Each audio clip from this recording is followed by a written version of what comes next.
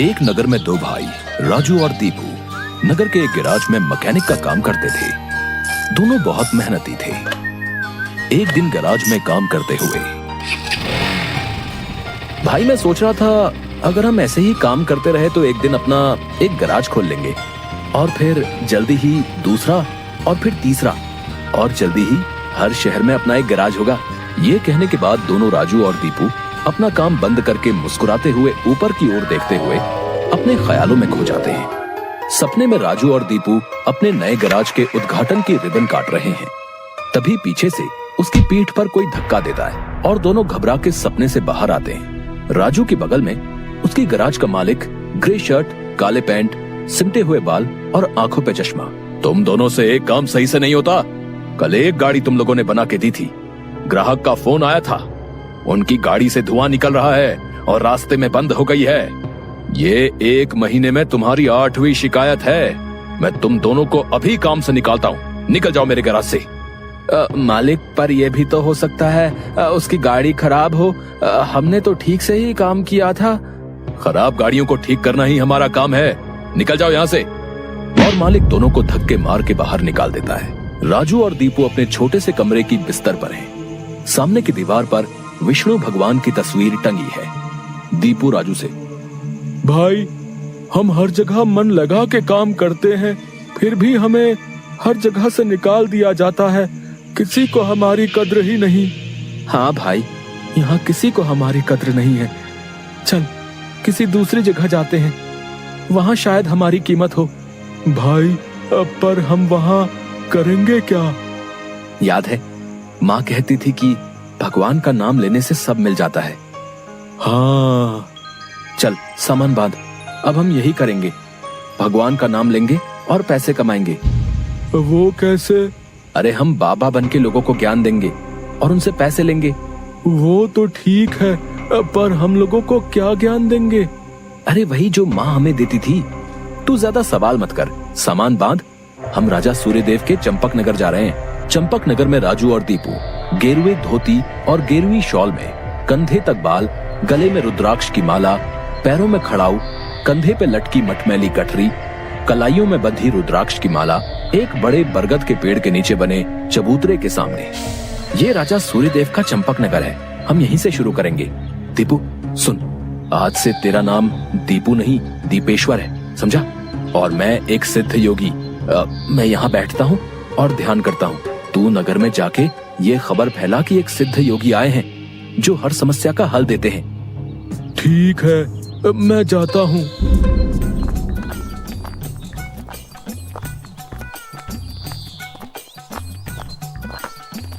भाई हमारे सिद्ध बाबा जी के लिए कुछ दान दो। ये कौन से बाबा हैं और कहाँ हैं? बड़े सिद्ध बाबा हैं, उनके पास हर समस्या का हल है। नगर के बाहर जो बड़ा बरगद का पेड़ है ना, वहाँ ठहरे हुए हैं। अगर तुम्हें कोई समस्या हो तो उनसे जाके मिल लो, वो तुम्हें हल जरूर बताएंगे। पर हाँ, दान के लिए कुछ लेकर जरूर आना। हाँ, मैं जरूर आऊंगा। औरों को भी बता दो, पूरे नगर का भला हो जाएगा। जरूर बाबा जी, जरूर। राजू पेड़ के नीचे ध्यान में बैठा हुआ है और दीपू थैले में सामान लेके उसके पास जाता है।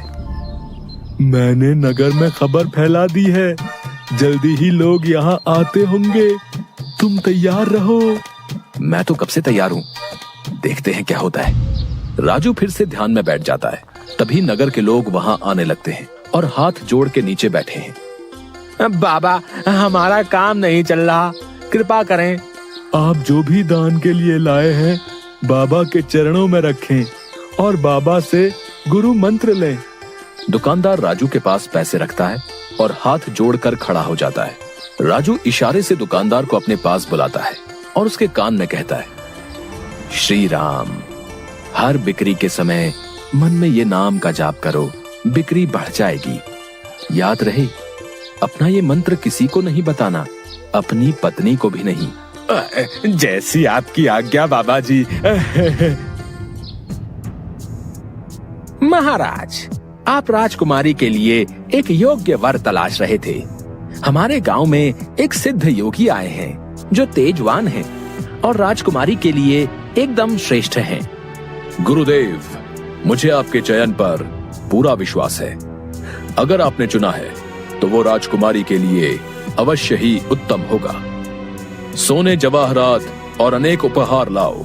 हम अभी उन महान योगी के पास जाएंगे और उनसे राजकुमारी से विवाह करने का आग्रह करेंगे।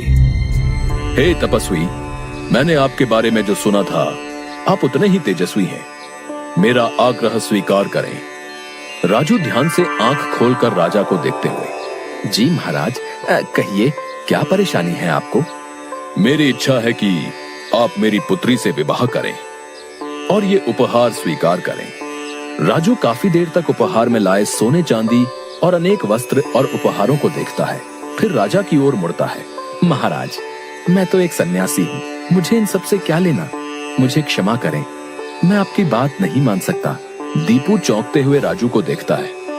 मैंने जो सुना था, आप उससे भी महान हैं। मुझे क्षमा करें यदि मैंने आपका अनादर किया हो। आप जब तक यहाँ हैं, मैं कोशिश करूंगा आपको कोई दिक्कत ना हो। और राजा सूर्यदेव को प्रणाम करके वापस चले जाते हैं। अरे राजू, ये क्या कर दिया तुमने? इतना अच्छा मौका हाथ से जाने दिया। अरे राज करते हम लोग। राज, तुम्हें ये क्या हो गया है? मैं यही सोच रहा था, लेकिन फिर मैंने सोचा कि इतने दिनों से ईश्वर का नाम लेते लेते इतना तो समझ आ गया है कि ईश्वर के नाम अमृत में ऐसा क्या है जो मीरा सारा राजसी ठाट छोड़कर वैरागन बन गई। क्यों प्रहलाद ने अपने पिता की इतनी यातनाएं सही? मुझे भी राम नाम का धन मिल गया है जिसके आगे इस दुनिया का सारा धन फीका है। मुझे ये सब नहीं पता।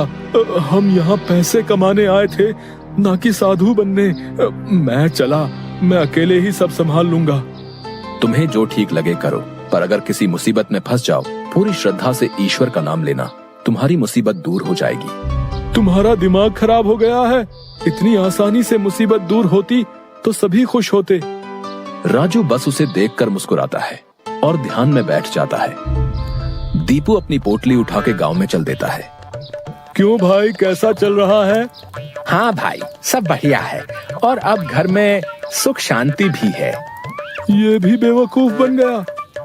राजू है तो चालाक। उसने ऐसी युक्ति की कि कोई उस पर सवाल नहीं उठा सकता। कुछ राशन दान करो। जरूर। दुकानदार राजू के थैले में चावल डालने जाता है। तभी दीपू, ये क्या दे रहे हो? इतनी मिठाइयाँ और मेवे तुम्हारी दुकान में है और तुम ये कच्चे चावल दे रहे हो? इनमें से कुछ दो। पर बाबा तो ये सब नहीं कहते। तुम्हें क्या करना है? जितना कह रहा हूँ वो करो। दीपू आगे जाता है और जोहरी की दुकान में दुकानदार से, और भाई जोहरी, कैसी चल रही है दुकानदारी? बाबा की कृपा से सब बढ़िया चल रहा है। कहिए क्या सेवा करूं? बाबा के लिए कुछ दान दो। इससे पहले कि इन्हें मेरी असलियत पता चले, इनसे तगड़ा दान लेके गांव से गायब हो जाऊंगा। फिर ये लोग राजू के पीछे पड़ेंगे तो उसे समझ आएगा। बाबा के लिए कुछ दान दो। जौहरी पैसे निकाल कर देने लगता है। अरे ये क्या भीख दे रहे हो? बाबा की कृपा से तुम्हारी दुकान चल रही है। इतने सारे जवाहरात हैं, इनमें से दो, कुछ कीमती सा। जितना दोगे उससे ज्यादा मिलेगा। ये बाबा को क्या हो गया है? कोई नहीं, बाबा को देने से मेरा क्या घटेगा।